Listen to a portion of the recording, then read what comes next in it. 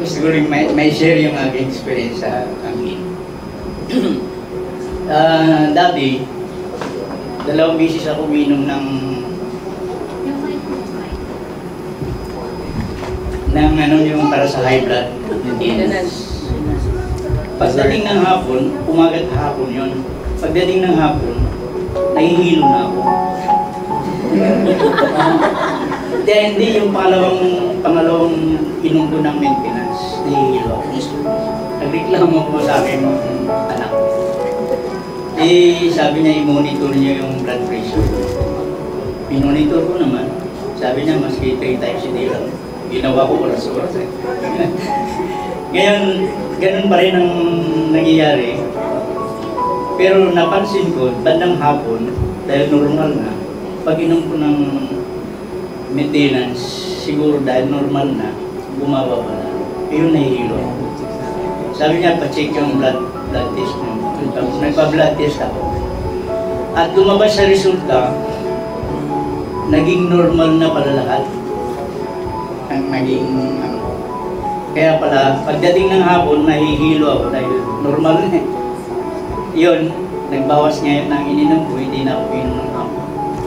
Naging normal yung blood pressure ko, saka cholesterol. Kaya, yun ang isang na-experience ko na maganda. Ang problema ko lang sa ngayon, dahil nakakabata yan tato.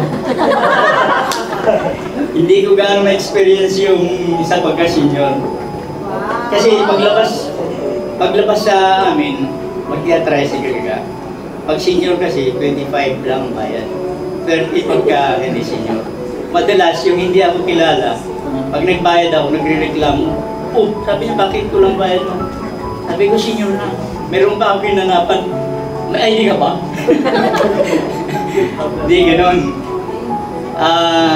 Isa pa, last week lang, sumakay ako ng FedEx dahil dito kami sa Bacoor. Punta ako ng Pasay. Pagsakay ko, bakante yung upuan ng senior. Umupo ako. Tapos yung konduktor nasa likod. Pagdating sa akin, siningil ako, walang discount.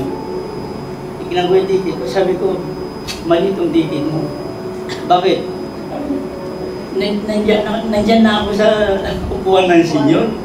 Senior ka na ba? Ilan taon ka na po pala ngayon, Dad? Sa palagay nyo lang. Yung tunay niya, yung tunay. 36. 59. Sinadya ko nilabas ko. Yes!